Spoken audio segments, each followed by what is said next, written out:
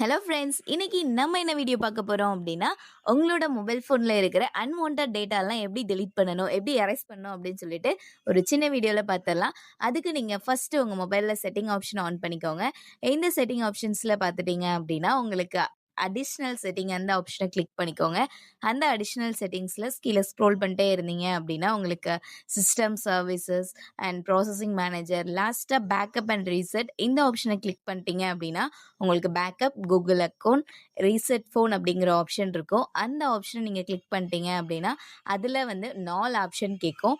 என்ன ஆப்ஷன் பார்த்துட்டீங்க அப்படின்னா, reset network and Bluetooth setting. Reset network உங்களுக்கு ரீசெட் பண்ணணும்னா அந்த ஆப்ஷன் கிளிக் பண்ணிக்கலாம்.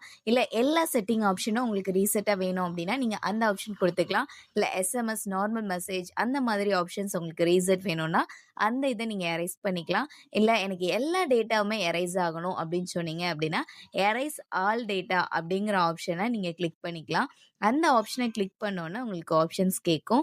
அதில் பார்த்தீங்க அப்படின்னா, எரேஸ் டேட்டா அப்படிங்கிறது கொடுத்துட்டீங்க அப்படின்னா, this will clear all data. எல்லா டேட்டாவுமே கிளியர் ஆயிரும். உங்களோட ஃபோனில் ஸ்டோரேஜும் அதிகமாயிரும். இந்த வீடியோ உங்களுக்கு பிடிச்சா லைக் பண்ணுங்க நம்ம வீடியோக்கு. தேங்க்யூ ஃபார் வாட்சிங்.